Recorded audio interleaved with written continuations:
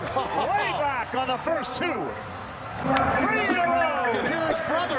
His brother's yelling, oh yeah. God, you all right? Hi, why do you ask? I am going to the Home Run Derby tonight, and I really hope that somebody's gonna hit a home run.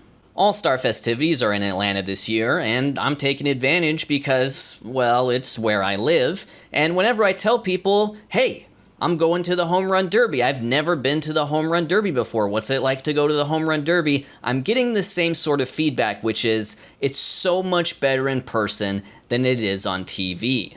Why is that? This is going to age myself a little bit, but I call the format with the timer the new format, even though it's been around for 10 years now, but the old format of my childhood was based around outs. Hitters were given 10 outs per round. They could hit as many homers as they wanted in this round, but you made an out by swinging and not hitting a home run. The newer timer-focused format, of course, has a lot more action. There's just a lot more home runs per minute, and it is the Home Run Derby after all, but I felt like with the out-based system, there was sort of this palpable tension and this build-up to each and every home run. It wasn't just pure action all the way through.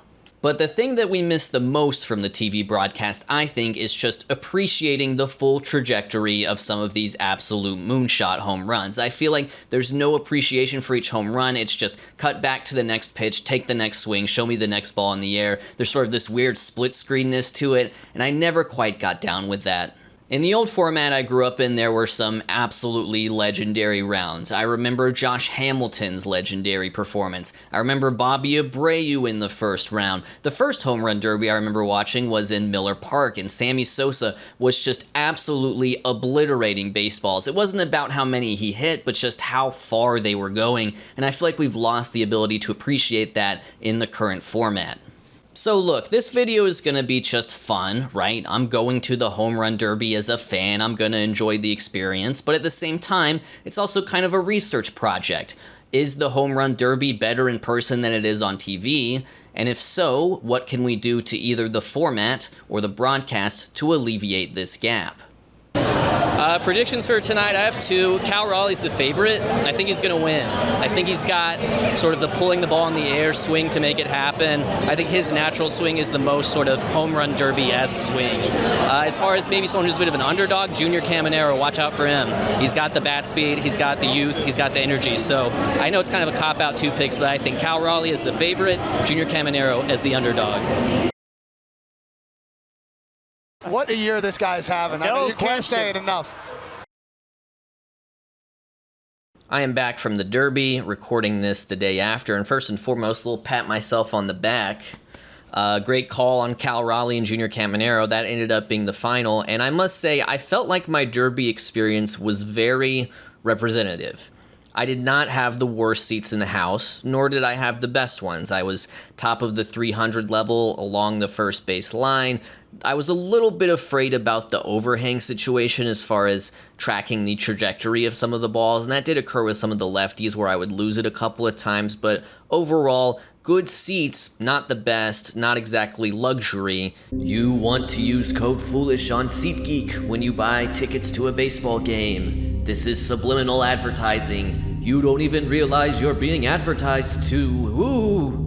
One point I'm going to give to staying home and watching at TV was the crowd atmosphere live, or lack thereof.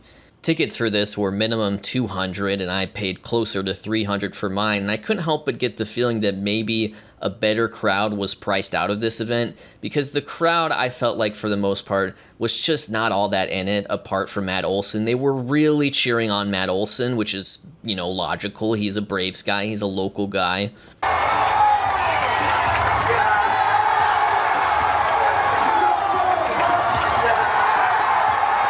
But otherwise, here is the crowd reaction to O'Neal Cruz hitting one off the top of the chop house in round one, like a very impressive feat. Here's what that sounded like.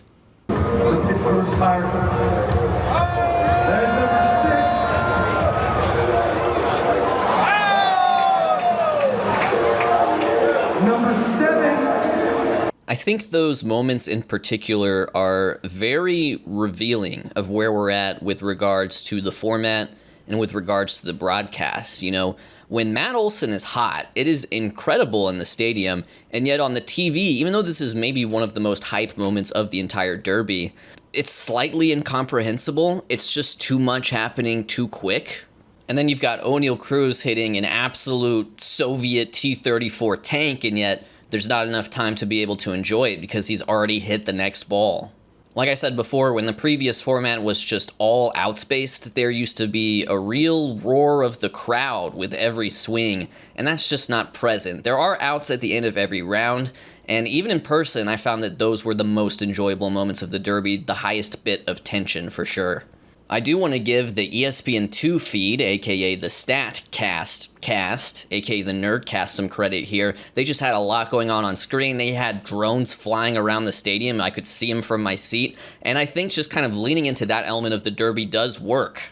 I think I like that idea. Either go really extreme, just like inundate myself with numbers on the broadcast, or just go cold turkey, attend the event. I don't think I like the middle ground as much. I want to go full Nerdcast, or just be there to experience it.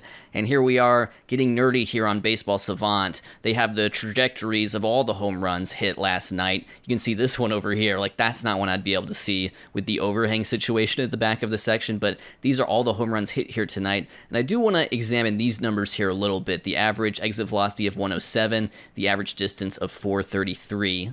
Because if we look on Statcast search and we look at home runs hit in 2025 with exit velocities between 106 and 108 miles per hour, those are on average in the 2025 regular season traveling 406 feet.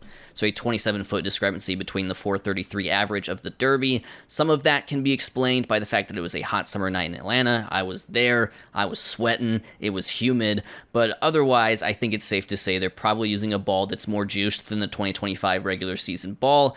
No harm done there, but it is worth mentioning if I'm getting a little bit conspiratorial, because if you look at what is the implied 1 inch difference between the longest home run of Cal Raleigh and Brent Rooker, which proved to be the tiebreaker and proved to essentially be the reason why Cal Raleigh was able to move on in this competition and ultimately win it, there's no way I believe that is within the Statcast margin of error in terms of measuring home run distance. I mean, that was just patently absurd. Why can't there be a tiebreaker there? I know it's probably like a players' union thing where they don't want them taking any more extra swings other than what's allotted in the competition, but I found that to be a complete joke. And also I'll give a point to the TV broadcast on that because, my experience in the stadium was one of just confusion. I did not really understand that that was the tiebreaker, and that's why Cal Raleigh seemed to move on, while Brent Rooker didn't, despite the fact they both hit the same amount of home runs in the first round at 17. From my vantage point at least, which I felt was a representative vantage point, tracking the ball wasn't all that easy until the sun went down. When it was still daylight hours and you're tracking that white baseball on like a light blue sky, it's pretty easy for me to lose it, I found. I would just sort of look at the sea of hands reaching up to try to figure out where that ball is going, but I couldn't always track it, I must say. It made me wonder if I could do it again, should I have gone in the 400s, but high above home plate? Maybe that would have given me a better look, because when the lefties were hitting, there's just a lot of this, a lot of swiveling, a lot of moving, trying to track it all across a pretty wide viewing angle, if that makes sense. And the righties, I would lose it in the sky sometimes, although with the lower liner, some of the Junior Caminero home runs I saw, those were very easy to track and they were majestic. In conclusion, I had a really good time. I would recommend going to see the Derby in person versus watching on TV, even though I guess there's really nothing else left to say, except for back.